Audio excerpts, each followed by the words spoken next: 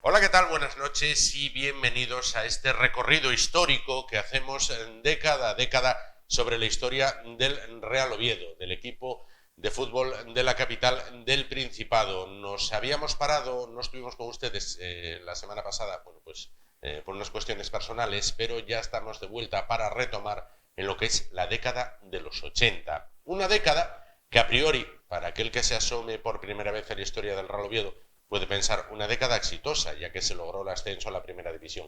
Pero es que primero hubo que atravesar un desierto, hubo que atravesar un calvario que por poco conduce al equipo de nuevo a la segunda división B, por aquel entonces, del fútbol español. Una reestructuración de la liga hizo que el equipo no bajase y, sin embargo, al año siguiente consiguió el ansiado ascenso a la primera división en Mallorca. El último ascenso a primera división hace 37 años. Se cumplen durante estos días 37 años de aquel ascenso. Muchas de las personas, sobre todo, lógicamente, los jóvenes que ahora llenan el Carlos Tartiere, no han visto, no recuerdan, no tienen aquellas imágenes, pero sí las van a poder ver hoy, tanto en foto como también, quizás a modo sorpresa, como en vídeo. Bueno, para hablar de ello, recurrimos, como siempre, a un erudito acerca de la historia azul, una persona que sabe absolutamente todo lo que ocurrió en el Real Oviedo, no década a década, sino año a año, mes a mes, domingo a domingo, que es José Ángel Muñiz Mangas. José Ángel, ¿qué tal? Buenas noches. Hola, buenas noches. Gracias por estar con nosotros. Nada. Bueno, decía yo, década de los 80, a priori exitosa, sí. Es decir, es como una buena película que acaba bien. Sí, pero no empieza muy bien. No empieza muy bien, empieza con la vuelta, digamos, un poco la recuperación de esa temporada que estuvimos en Segunda B, al final de los 70, sí. y luego, después de, digamos, de muchos cambios de plantilla, de entrenadores y demás, pues cambio incluso de presidente, sí. Pues al final, en el último año de mandato, como vamos a ver, de Bango, da un golpe de timón volviendo a traer un entrenador que había sido un éxito en la década, en mediados de los 70, y devuelve el equipo a Primera División. Bueno, vamos a comenzar por orden. Temporada 80-81, ¿no? Bueno, la temporada 80-81 sigue como venía siendo el club García Yagüe, y también repite como entrenador Nando Yosu. Aquí vamos a hacer un apartado que no lo habíamos visto al final de la temporada pasada. Hay una normativa sub-20 que se entró en vigor con el objetivo de que, con vistas al Mundial 82, sí. Durante 3 temporadas los equipos de segunda división alineasen 2 jugadores inicialmente sub-20. Sí. Y entonces esta temporada 80-81 sí. Pues seguía vigente. Solo se llevó a cabo la temporada 79-80 y 80-81, esta fue la última, porque luego, como veremos luego, hubo una huelga, sí, y una de las cosas que pedían los profesionales era abolir esa norma. También era una cuestión trampa, porque había muchos entrenadores que alineaban esos 2 jugadores y al poco del inicio ya los cambiaban, con el riesgo que llevaba de que eran 2 cambios de aquella, y que pudieses luego tener una lesión o cualquier contratiempo, pero generalmente, como mínimo, uno lo solían cambiar. Entonces, bueno, no dio resultado. Además, los profesionales, AFE de aquella y tal, pues ya se quitó la norma. En realidad no sirvió de nada. Claro. Y entonces esta temporada se siguió aplicando. Por ejemplo, el Oviedo para esa normativa tenía a Ondina, Manolín, a Herrera, al mismo Viti, a Naves, o sea que tenía varios jugadores y por ejemplo pues Josu pues normalmente no utilizaba el cambio, sino que por ejemplo Ondina y Manolín pues jugaban habitualmente siendo sub-20. Claro. Esta temporada pues hubo muy pocas incorporaciones, raro en la dirección de Yagüe, que siempre, como veremos, cambiaba 12, 14 y aquí no, pues bueno, un poco contando seguramente con la opinión de Nando Josu, solo así como operaciones destacadas, o sea, incorporaciones destacadas, tenemos a Omar del Sabadell, Darío, que era un argentino que había jugado la temporada anterior en el Murcia, un extremo izquierdo a la Reñaga del Sestao, y lo demás, Nando Josu, que fue tirando de cantera, que además, como veremos luego, era un enamorado de la cantera. Sí. En la Liga, por ejemplo, se quedó en media tabla, bueno, era temporada de transición, solo se habían ganado 11 partidos, pero bueno, como se venía de Segunda B, pues digamos, aunque la temporada anterior, 79-80, ya se había estado en Segunda, pues confió en Nando Josu y bueno, como siempre, la economía del club no estaba boyante y entonces Nando Josu era un hombre adecuado, digamos, para tirar de cantera. Claro. Y bueno, solo hubo 15 empates, y como digo, que quedó en medio de la tabla y era una liga de 2 puntos, pues el empate de aquella pues realmente sumaba, no como ahora con 3, pues digamos que fue una temporada discreta. Tenemos al máximo goleador, que fue el fichaje del Sabadell, Omar, con 14 goles, y el otro goleador después con 11 dianas fue Darío, el que se había fichado, el argentino que se había fichado del Murcia. Y como decimos, como Nando Josu le encantaba mucho tirar de la cantera, pues se da la circunstancia que el último partido del campeonato que se juega en Burgos y además se gana 1-2, pues juega el 11 inicial totalmente asturiano. Camuel, Vicente, Ondina y Billy, y luego en el medio campo Juan Valdés, Manolín y Pulgar, y García Barrero, 4-4-2, y arriba pues Martín Robales y Jaime Serrano. Fue el 11 que presentó en Burgos, que yo creo que a partir de ese 11 ya había habido en los años 30 otra alineación de asturianos, pero esta fue el último 11 que jugaron. No se volvió a repetir, que jugaron 11 asturianos en partido oficial.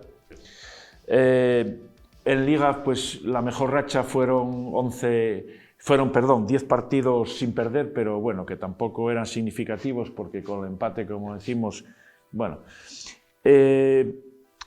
Previamente en el verano hay que decir que hubo una gira por Guinea. Ajá. Allí fueron a jugar a Malabo, digamos, un torneo. En ello intervino mucho el asturiano, que era ministro del Ejército y demás, Gutiérrez Mellado, que entonces intervino para que fuera a jugar allí un torneo a Guinea.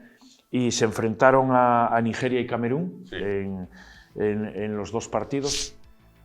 Y luego en ese torneo, también en pretemporada, hubo otro partido muy comentado, que fue en el torneo Ciudad Oviedo, un Oviedo Sporting, donde fue el 1-5 del Sporting con los 5 goles del famoso portugués Gómez, que bueno, también fue muy comentado aquel partido, porque después el delantero portugués tampoco dio el resultado que en principio parecía que podía dar. Aquel el que decía non podo. Non podo, exactamente. Entonces ese partido en pretemporada también dejó mucha huella por lo que significó y la goleada, y luego lo que vino detrás con el delantero portugués, que bueno, era destacado en Portugal, pero luego aquí no llegó a triunfar. Claro. Y luego tenemos, como siempre, la participación en Copa, que fue en las 2 primeras rondas eliminó a 2 equipos asturianos, que fueron el Real Avilés y el Unión Popular de Langreo, y luego ya cayó eliminado por un Primera División, que fue el Atlético de Madrid, en tercera ronda, que fue 0-0 en Oviedo y 3-0 en Madrid.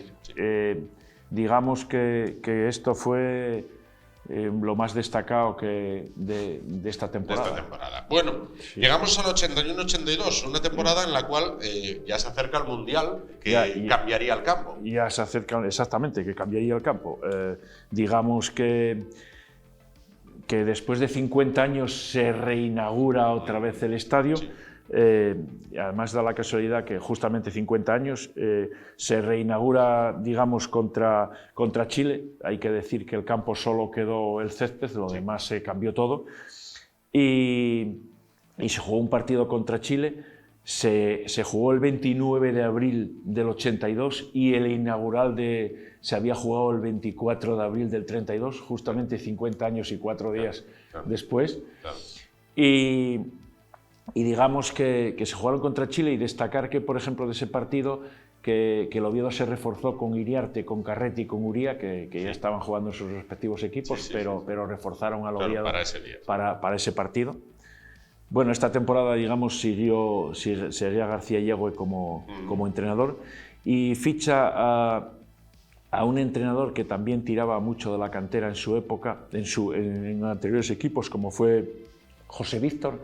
Pero bueno, solo estuvo hasta la jornada 18 porque los malos resultados pues ocasionaron su cese. Cuando estaba por 4 puntos por encima del descenso, bueno, se creía que el equipo podía aspirar a más, entonces lo cesaron, pero entró José María García Lavilla, pero hasta el final de temporada, pero bueno, no se mejoró nada. Los malos resultados iniciales, como digo, provocaron la destitución de José Víctor, y al final fue una pésima campaña igual con José María tampoco, y se salva de milagro quedando en el puesto 16 de 20 equipos, o sea que solo ganaron 9 partidos y empataron 13. Aquí tenemos un máximo goleador. Bueno, digamos que en cuanto a fichajes, pues se reforzó el equipo con Mayó y con Casas, que venían de la cantera del Barcelona Atlético. Lozano, un delantero centro que venía del Logroñés. Y luego, bueno, pues se incorporaron gente de la cantera, que a José Víctor también era un entrenador que le gustaba trabajar en la cantera, de aquella Mata, Luisito, García Barrero y demás, pues ya aportaron. Mata, el padre. Mata padre. Ajá, el padre de Juan Mata. Sí, que lo hizo debutar precisamente en un partido en Vallecas, José María. Con 18 años. ¿Y García Barrero, el sobrino? El hijo de Falín, sobrino de Milín. Efectivamente. O sea, la saga García Martínez. Sí. Bueno, pues aquí, como comento, el 11 de abril del 82 hubo una huelga del fútbol y de profesionales, y una de las cosas que se pedía, como comentaba antes, era anular la norma sub-20, porque perjudicaba, digamos, entre comillas, a los profesionales, porque claro, tenías que tener en la plantilla 4, 5, 6 jugadores y restaban, digamos, contratar fichas de profesional. Entonces, bueno, fue una de las normas que quedó abolida con aquella huelga. Y el Oviedo en ese partido pues fue un partido trampa para el Oviedo, porque jugaba Mallorca, y en el momento de estar incluso en Mallorca, pues se desconvoca la huelga, con lo cual pues el Mallorca juega con digamos, los profesionales, y el Oviedo había llevado el equipo B, con lo cual pues fue, como digamos, en esa huelga un poco encerrona. Como comentaba, el máximo goleador fue Lozano, un delantero centro que era argentino, pero bueno, nacionalizado español, digamos, de aquellos oriundos, que llamamos oriundos, con 10 goles solo. Y luego, pues en la Copa, pues otra vez elimina a 2 equipos, al Sporting Atlético y al Naval de Reynosa. Aquí, en este partido contra el Naval de Reynosa, se produce una anécdota que el árbitro les manda a cambiar la camiseta. No tenían camiseta reserva porque eran verdes, y tenía miedo a confundirlos con el azul, y en el momento que saltan al campo después los obliga a cambiar la camiseta, y juegan con las camisetas rojas, que era la segunda equipación del Oviedo. Esa era la anécdota de esta eliminatoria. Y luego cae eliminado contra el Rayo Vallecano, el primer partido pierden en Madrid 2-0 y luego aquí en Oviedo empatan 0-0. Sí. Y esto más o menos fue, digamos, la 81-82, que como digo, bueno, trae como tema importante una temporada muy mala, pero la inauguración del Mundial, del Carlos Tartiere, que bueno, daba la entidad porque realmente el campo se estaba cayendo, sí. Y de hecho ya se había cerrado, al finales de los 70 ya se había cerrado la tribuna Silvela por deterioro y entonces en mal estado de los vestuarios y demás.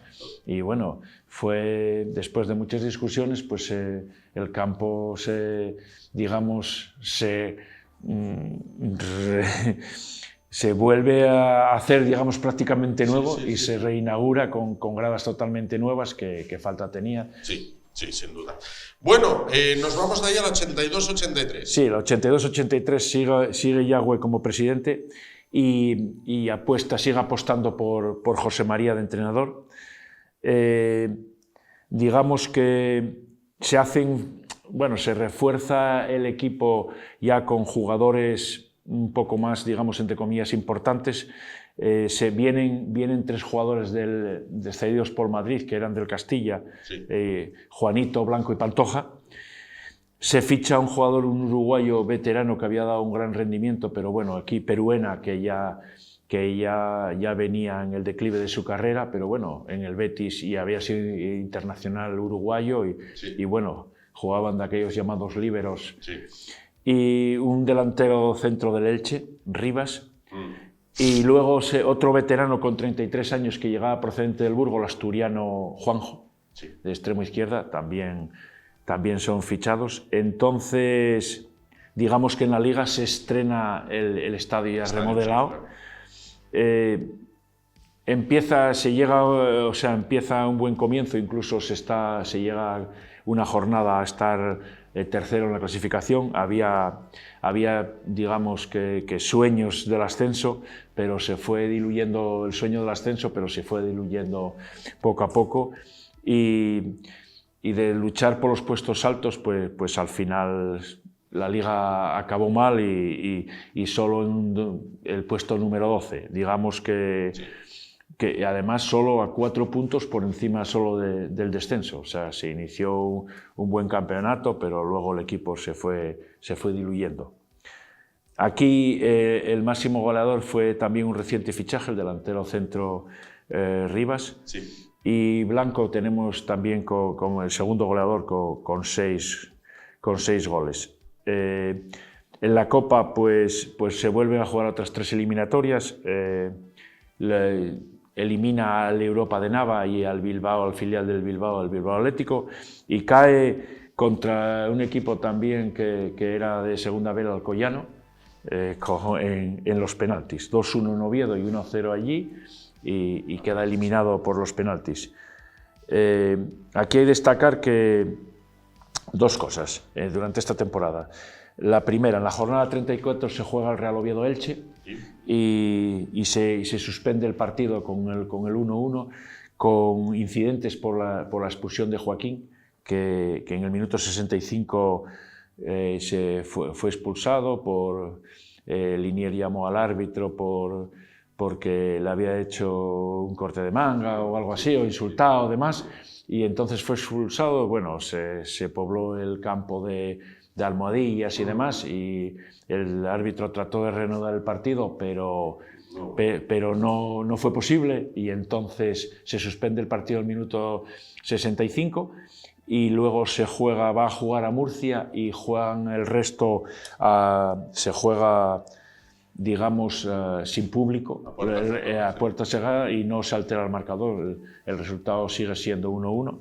Joaquín, el que luego triunfó en el Avilés. Triunfó en el Avilés y ahora está delegado en el Avilés. Y como otra cosa destacada, que bueno, el campo del Mundial, el terreno, el drenaje quedó bastante mal, y fue una temporada donde se ven fotografías que se enterraban enterraban hasta los tobillos, entonces hubo que levantarlo, y el último partido se fue a jugar a Ganzábal para dar tiempo. Incluso el primero de la temporada siguiente se tuvo que jugar en Mieres, para dar tiempo se levantó y se puso el drenaje nuevo porque era un desastre de terreno de juego, y entonces el último partido se juega en Ganzábal. Un barrizal. Contra Huelva.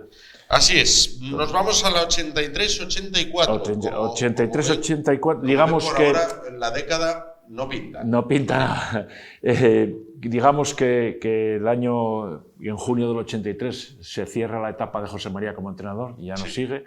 Entonces sigue Yagüe, que fue la última temporada. En mayo del 84 abandona, se convocan elecciones y es cuando gana Bango. Aquí se ficha un entrenador que había hecho una muy buena temporada, Luis Costa, en el Palencia, y entonces se ficha otro proyecto nuevo, 10, 12, 14 bajas y corporaciones, y llegan, por ejemplo, jugadores destacados. Pues llega Uría, que vuelve Uría a su última temporada en activo, el argentino Leonardi, Merayo, Cárdeno, Salamanca, o sea, un sinfín, Villacreces, Quique cedido del Sevilla, el defensa central Prados, que había estado jugando con Luis Costa en el Palencia, Braojos, Boro cedido por Sevilla, luego Camaño, que era el representante famoso de jugadores, ahora se ficha en invierno a un defensa central paraguayo, García Siani, o sea, un sinfín de jugadores. Como siempre digo, se marchaban 12, 14, llegaban 12, 14 en la época de Yagüe, y entonces, igual que la temporada anterior, fueron buenos comienzos en Liga, pero luego el equipo fue perdiendo fuerza a partir de la mitad de la competición, y sobre todo en casa no era un equipo muy fiable, y ahí prácticamente fue donde se perdió muchas posibilidades de ascenso. Y terminan también en el puesto 13 con solo 3 puntos por encima del descenso. O sea, la segunda parte de la Liga fue bastante mala, y aquí el máximo goleador fue uno de los fichajes, que era Eliseo Salamanca, un jugador con una amplia trayectoria de la cantera del Madrid y demás, al Deportivo Alavés y varios equipos, pero que bueno, aquí ya vino también, digamos, un poco en el declive de su carrera. También Rivas, que había sido el goleador de la temporada anterior, marcó 6 tantos, y Uría también otros 6 goles. Hablando de Uría, realizó una gran temporada, jugó 32 partidos y marcó, como digo, 6 goles. Al final cuelga las botas al final de esta temporada, siendo jugador del Oviedo en 8 temporadas, y había jugado con la camiseta azul 242 partidos y 26 tantos, o sea, una trayectoria, bueno, ya había sido también en el Sporting un jugador importante, no en el Madrid, que había sido traspasado al Madrid, pero en el Madrid tuvo problemas de lesiones y demás, tampoco fue... Tuvo mucha suerte allí, pero en el Sporting sí que hizo grandes temporadas, y lo volvieron a llamar a la selección y demás. Y bueno, en Copa, pues como siempre, 3 eliminatorias, se caen las primeras 2, Real Avilés y Lugo, y luego evidentemente le tocó el Real Madrid, que bueno, al final te hace una buena taquilla. Gana en Oviedo en el primer partido 0-1, y en Madrid pierde 2-0. Como digo, pues el primer partido de Liga se juega en Mieres, porque estaba el campo sembrado, y frente a Algeciras se juega el primer partido de Liga en Mieres, que primero se pide jugar fuera, y luego Mieres, y entonces había, digamos, que hasta la 4ª jornada no vuelve a jugar al Tartiere. Bueno, vamos a 84-85, ¿no? Sí, vamos al 84-85, y aquí, como digo, en mayo del 84 Yagüe no se presenta a las elecciones, se presentan Bango y Eugenio Prieto, y digamos que José Manuel Bango barre, como dicen los titulares, algunos titulares de prensa, barre a Eugenio Prieto en las elecciones, y bueno, asume la presidencia. Había sido ya directivo anteriormente, bueno, muy conocedor del fútbol modesto y demás, y bueno, se presentó, y como digo, barrió a Eugenio Prieto. Se ficha a un entrenador como José Luis Romero del Barcelona Atlético, y luego, en cuanto a fichajes, vuelve Juanito en propiedad ya al Oviedo. se ficha Herrero, también vuelve Vicente Blanco en propiedad, Muñoz del Sabadell, Santi, un extremo del Málaga, Lope Acosta, sí. Viene y se incorpora ya iniciada la liga Berto. Sí. Ante la necesidad de un centrocampista, se habían fijado en Berto, que había hecho unas buenas temporadas y se incorpora, es la primera temporada que se incorpora.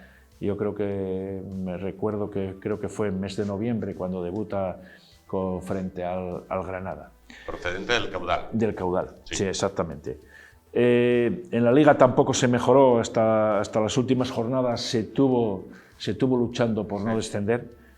Y fíjate que quedaron también otra temporada más en el puesto 16 y solo un punto por encima del Salamanca, que fue el equipo del corte del descenso, que descendía como cuarto equipo.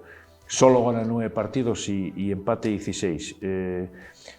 El puesto más alto de la temporada fue un 9º puesto, de ahí para arriba nunca estuvo clasificado.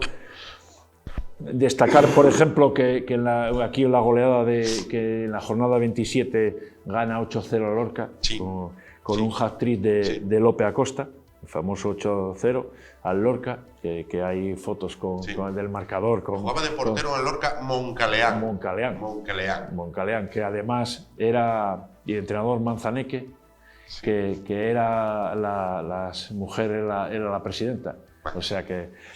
Y bueno, digo, máximo goleador era un jugador, Lope Acosta, que él solo jugó esta temporada.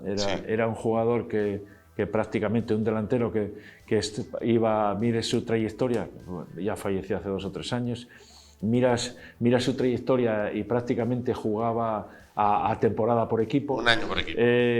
Decía que él no renovó, decía que lo quería el Atlético de Madrid aquella, luego terminó en el Logroñés, bueno, en primera división. Bueno, fue un paso. Digamos que fue el máximo goleador con 10 goles. Luego en la Copa elimina, cae en cuarta ronda, elimina sí, al Turón, Caudal y Badajoz, sí, y cae eliminado con el Betis. 0-1 gana el Betis aquí en Oviedo el primer partido y luego en Sevilla pierde 3-1. Aquí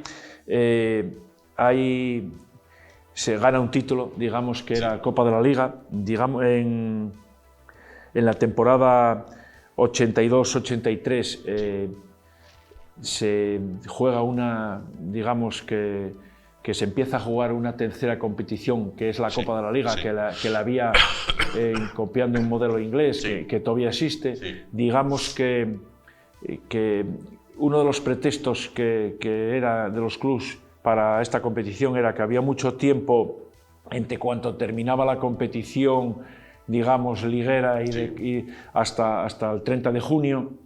Entonces, que eso a los clubes les suponía, pues, no tenían ingresos, digamos, para pagar los salarios, fichas y demás. Y entonces, bueno, en la temporada 82-83, bueno, digamos en el año 83, pues después de terminar la liga y como la Copa se jugaba simultáneo, pues se creó esta competición, digamos, en mayo-junio, y se empieza en el 82, nada, el Oviedo cae en el año 82, temporada 82-83, que es el primer partido se juega en Mendizorroza, sí, contra el Alavés, y luego cae eliminado contra el Depor. En la temporada siguiente, 84-85, pues elimina al Palencia y cae eliminado era las eliminatorias a doble partidos como si fuera Copa, pero dentro de la misma categoría. O sea, el Oviedo jugaba la Copa de la Liga en segunda y luego había Copa de la Liga de primera también y incluso de segunda B. Y esta temporada 84-85, pues el Oviedo hace una gran competición y queda campeón de esta competición de segunda división.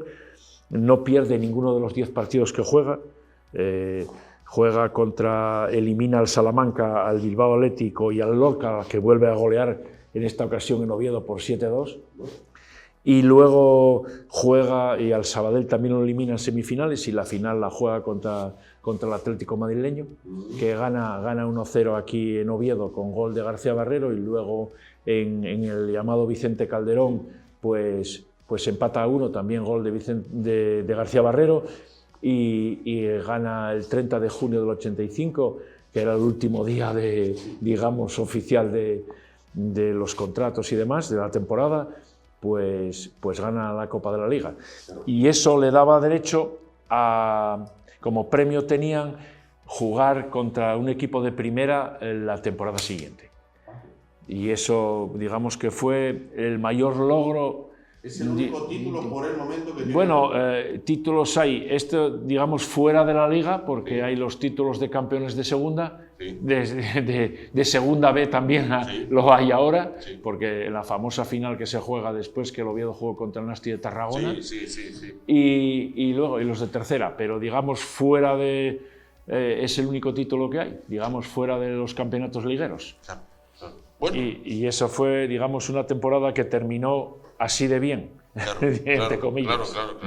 Nos vamos al 85-86. Bueno, 85-86 ya sigue evidentemente Vango y continúa José Luis Romero.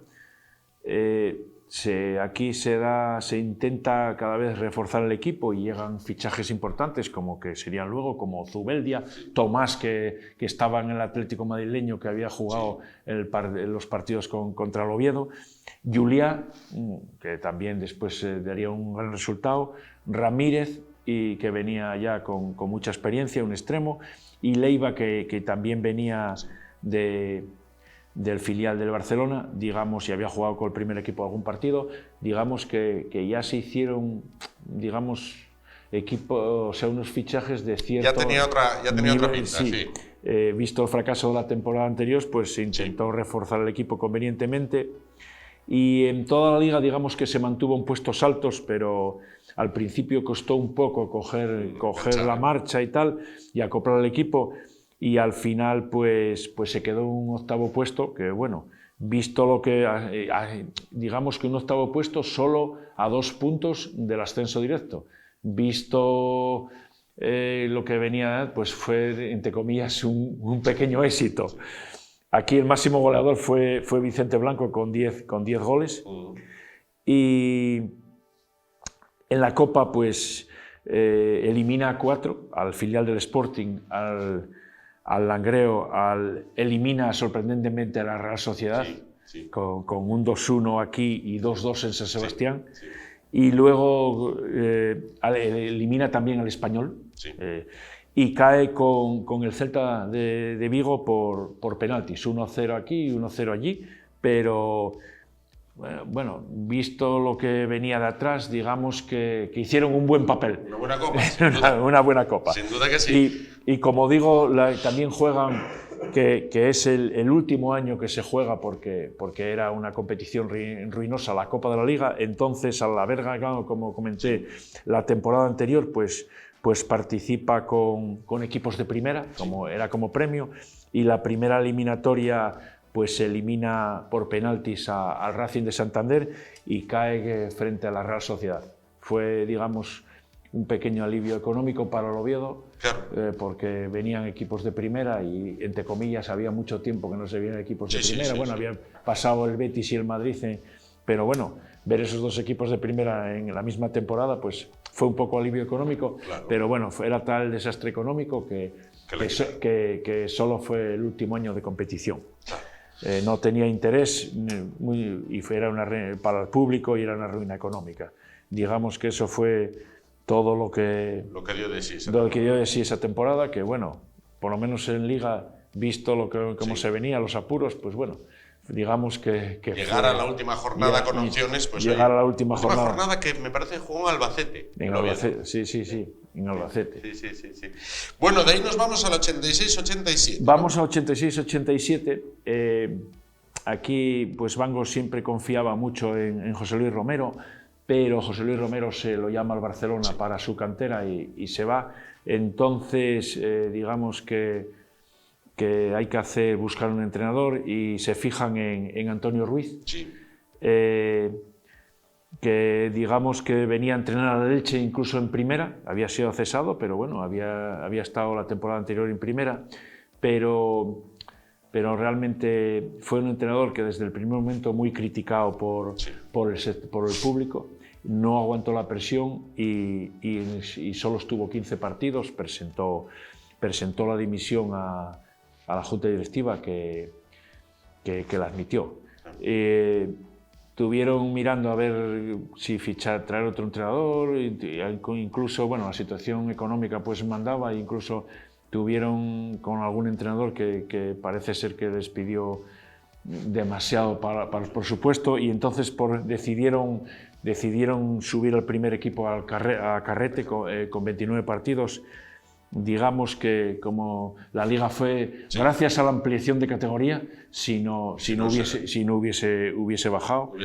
Hubo dos fases de competición, una las primeras 34 jornadas y luego la segunda, la segunda fase, que se jugaron 10 partidos, que la jugaban los 6 últimos que habían quedado, digamos, en esa competición de los primeros 34 partidos. Y la verdad es que si no es por eso hubiesen descendido, si no es por la ampliación de categoría. A segunda división. A segunda B. Dos cosas con respecto a Antonio Ruiz. La primera, hizo algo que no hace nadie, que es dimitir. Exacto. Yo creo que fue el único entrenador de la historia que yo siempre digo muy honrado, porque vio que había una crispación del público sobre el juego y del equipo. Cuando era despedido del Tartiere, ves fotos en prensa que era despedido con abucheos, incluso almohadillas, con demás. Y un tema, que de aquella me acuerdo, era muy pequeñito, pero sí me acuerdo. El tipo esperaba, cuando el árbitro pitaba al final, salía de la caseta, esperaba que todos los jugadores se retiraran, aguantaba pie firme, le caía de todo, aguantaba la bronca, aguantaba hasta que entraba el último jugador como diciendo, sí, yo soy el responsable de esto y aguanto la bronca. Y le caían carros y carretas. Y entonces, después de 15 jornadas, él dijo a la directiva que había que dar un cambio, que tenía la afición en contra y demás, y que la verdad es que no se mejoró nada. Y aquí comentar, por ejemplo, en cuanto al máximo goleador, que el canterano Evia fue el máximo goleador solo con 9 goles, y luego habían tratado un argentino, Marcucci, y Tomás con 6. Marcucci había sido un argentino que había llegado en el mercado de invierno. La verdad es que había aportado, como digo, esos 6 goles al equipo. Y bueno, luego no se quedó, aunque su rendimiento no fue malo, no se quedó porque no se llegó a un acuerdo económico que llegaba cedido del Gimnasia Esgrima, creo, de Argentina, y no se llegó a un acuerdo económico. En eliminatorias, pues 3 eliminatorias. En esta ocasión era la primera vez que se jugaba partido único. Se elimina al Caudal en Mieres con un 0-1. Y se elimina al Rayo Cantabria allí en Santander en la prórroga incluida, con un 0-1, y se cae contra un equipo de segunda B que era Las Palmas Atlético. Allí se pierde 1-0 y queda eliminado.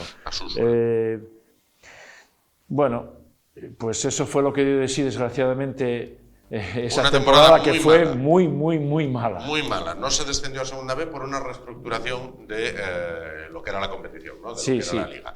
Y de ahí nos vamos a la 87-88. A 87-88, Bango, la directiva con Bango al frente, que fue el último año de mandato, pues da un golpe de timón y trata de hacer un proyecto para ascender. Entonces se van a buscar a Vicente Miera, lo convencen. Y después de 11 temporadas, la última había sido 75-76, vuelve a banquillo, y bueno, pedía una serie de refuerzos importantes, como por ejemplo para la defensa era Murúa, lateral del Sestao, y Sañudo, que era veterano pero dio un gran rendimiento. Traen a Carlos, cedido del Barcelona, que bueno, después al final se vio que era un gran fichaje. Y se refuerza la delantera también con Ramón Ángel Gis, Chapacú, famoso Chapacú, que era un jugador que lo conocía Miera y venía del Sabadell, y le había dado un rendimiento. Por lo tanto, aquí la directiva, digamos, que se rascó el bolsillo y se reforzó. Bueno, claro, me imagino que Vicente Miera quería un equipo de garantías para afrontar ese reto. Entonces fue una muy buena temporada, pero evidentemente no fue un camino de rosas, y no se se clasificó, no se pudo clasificar a pesar de todo, solo cuarto. Entonces, digamos que el Castilla fue tercero y no podía jugar promoción, y entonces el equipo quedó a 5 puntos del segundo, que era ascenso directo, que fue el Elche. El Elche y el Málaga subieron aquel año. El Elche y el Málaga. Y entonces se jugó una promoción contra un equipo de primera división, de los dos que jugaban promoción en primera división, y bueno, se juega doble partido, se gana aquí en el último momento con un gol de Carlos y Julián, un 2-1, y bueno, se va a Mallorca y se aguanta el 0-0, con lo cual por fin se vuelve a primera división, jugándose contra la promoción, contra un Primera, que además tenía grandes jugadores, y se vuelve a Primera, lo vuelve Miera, a Primera División, que había sido el último entrenador en la 75-76, que lo había descendido. O sea, había jugado en Primera esa temporada y después de 12 años vuelve a Primera. Aquí se cumplen estos días, ¿no? 37 años. Sí, el 4 de junio se cumplieron unos 37 años del ascenso en Mallorca. Vamos a pararnos un momentito. El gol de Carlos al Mallorca. Bueno, el gol de Carlos al Mallorca, para aquellos que ya tengan una edad, lo vieron, seguro. Para los más jóvenes, nunca lo vieron. Está en YouTube. Creo que podemos verlo. Es un gol inverosímil. El propio Carlos dice que si lo intenta 100 veces no le sale. Con un balón que le llega blando, remata desde lejos, el portero y dos defensas debajo de la portería. Sí, famoso Zaki Badou, que fue muy criticado por ese gol y incluso por el primero. O sea que, fallan los dos. Y hay otro tema que el partido lo pita el famoso Negreira, que está Enrique Negreira, de actualidad, que está ahí en el ojo del huracán. Y el de vuelta lo pita Sánchez Alminios, que luego fue presidente durante varios años del Comité Técnico de Árbitros. O sea, dos árbitros pitaron esa promoción, dos árbitros. Carlos, queda máximo goleador de segunda. Con 25 dianas y más el que marcó de la promoción. 26. Forma una tripleta atacante, Julián, Gis y Carlos. Julián, que, vamos, entre los tres ventilan del orden de 30 y pico goles. Exactamente. Y luego, pues, que esa tripleta, pues para Primera División también, bueno, Carlos se va, pero bueno, Gis siguió siendo importante y Julián también siguió siendo muy importante. O sea, eran jugadores que, aunque fueron de segunda, aportaron después en primera. Como veremos después en primera. Sus directos el Elche y el Málaga. Y el delantero centro del Elche era Claudio, el que luego fue para el Coruña. Que luego estuvo en el Superdeport. Y luego era el entrenador de la promoción, del partido de la promoción contra el Cádiz, del ascenso. Es verdad. Era Claudio Barragán el que estaba de entrenador. Fíjate. Digamos que bueno, fue un recibimiento apoteósico, como se pueden ver en las imágenes, desde por la autopista y demás, en el aeropuerto.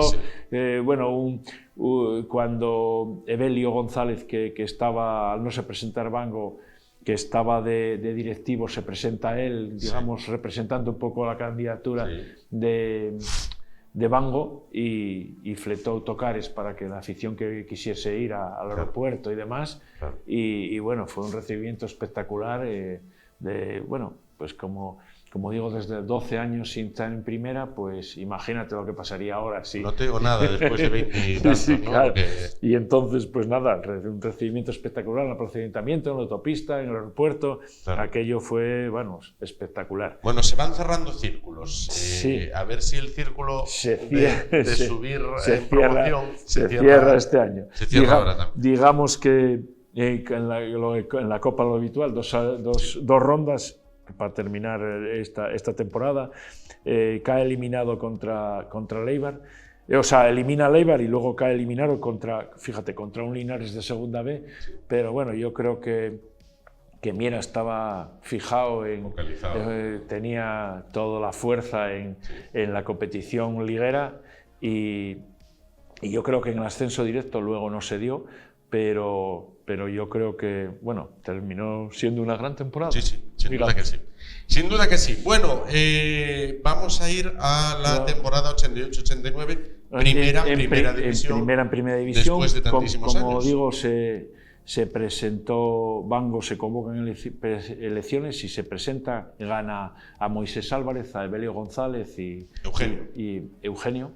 Y es la primera temporada. Sigue Bango al frente, sigue Vicente Miera al frente del equipo. Se refuerza el equipo un poco con Cristóbal en el lateral derecho, cedido por Barcelona, con De la Torre, un mexicano que dio muy buen resultado, cedido por el Guadalajara, y López, que falleció hace poco en un accidente de tráfico, y cedido por el Barça también. Cedido por el Barça, y en el mercado de invierno luego llega un uruguayo que, bueno, tampoco tuvo mucha aportación, que fue Vargas, Pinocho Vargas. Metió un gol de volea de la Virgen y se acabó. Sí.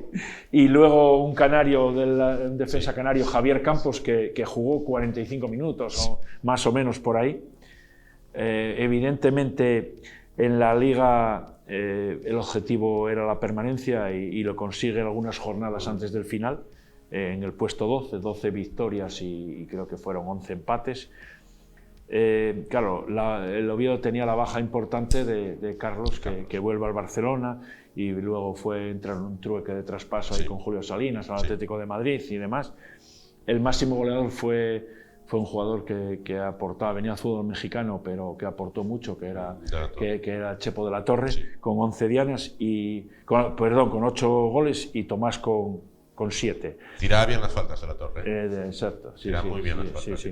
De hecho, quisieron que continuase y no hubo acuerdo económico con el Guadalajara y tuvo que volver. En la Copa hay 3 rondas y elimina a 2 asturianos, Avilés y Unión Popular de Langreo, y cae contra el Sabadell.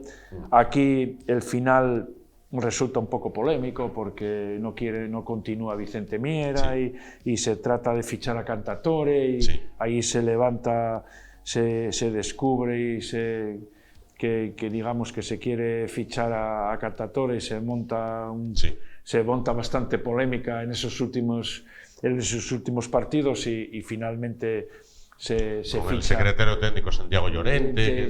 Y demás. Y bueno, aquí destacamos también que esta temporada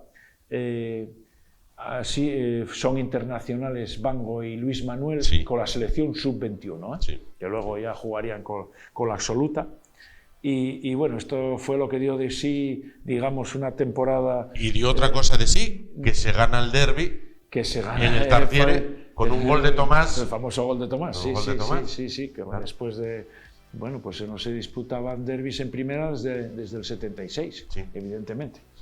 Bueno, también fue otra, digamos, inyección de moral que vuelves a primera y bueno, puedes con un competir. llenazo tremendo del Tartiere viejo, bueno, y un gol de Tomás allí, bueno, pues que la clava por la cuadra a Blanedo. A Blanedo, a Juan Carlos Blanedo. En este caso, sí, así es. Bueno, y de ahí hay que ir a la última temporada 89-90. digamos, de la década. Eugenio Prieto, evidentemente, de presidente, y luego fichan, digamos, como dije, a Javier Ureta, que venía de Logroñés de primera división, donde había sido cesado, que estaba en unos puestos altos, pero el presidente de aquella, de Logroñés, pues quería jugar competición europea y demás. Marcos Eguizábal, el famoso, pues no estaba conforme con la marcha del equipo, lo cesa. Y él antes había tenido una temporada, había entrenado con éxito al Sestao, en sus inicios. Aquí se refuerza el equipo. Carlos no estaba contento en el Atlético de Madrid y bueno, lo ficha al Oviedo, ya en propiedad, evidentemente un gran refuerzo.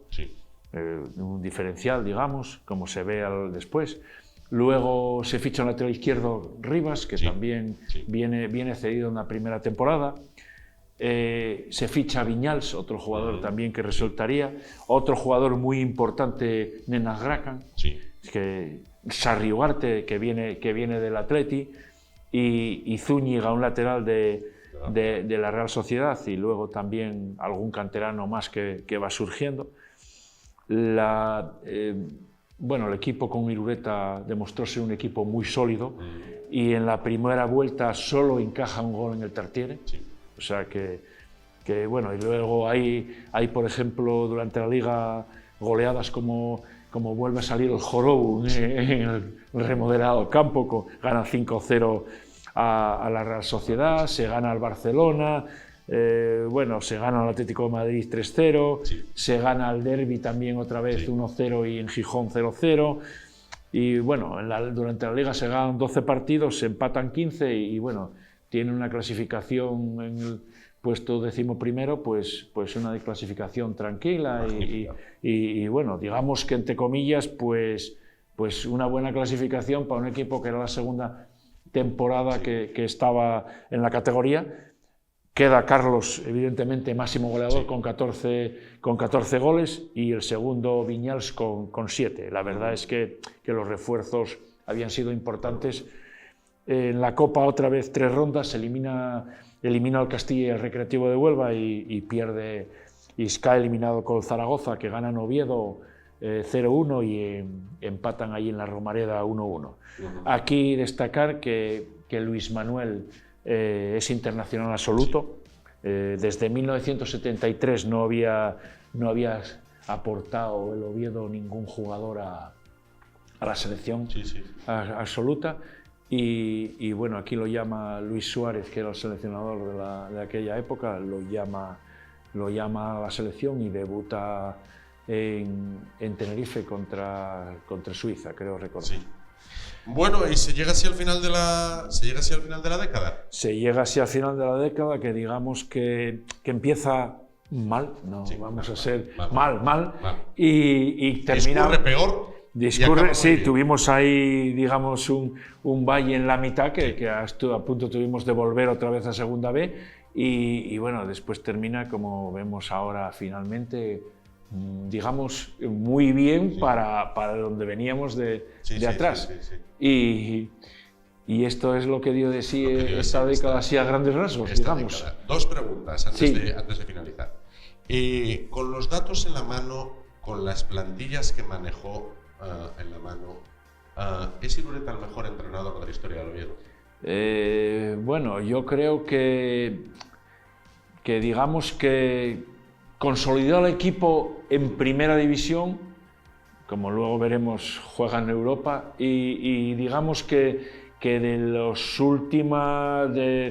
de la última época yo creo que sí que hizo una gran labor, porque luego pues los demás no tuvieron continuidad a partir de Irureta, y yo creo que podemos considerar que, digamos, entre comillas, de la época moderna, que yo consideraría que fue un entrenador que digamos que tuvo cierto, como el mejor se podría calificar, sí, yo creo que sí. Y luego, la pregunta que hacemos siempre, por adelantar, para la década de los 90, ¿quién sería el jugador estrella, el jugador? Cuidado, porque aquí ya va a haber tiros, hay unos cuantos. En la década del 90, evidentemente, tuvo grandes jugadores,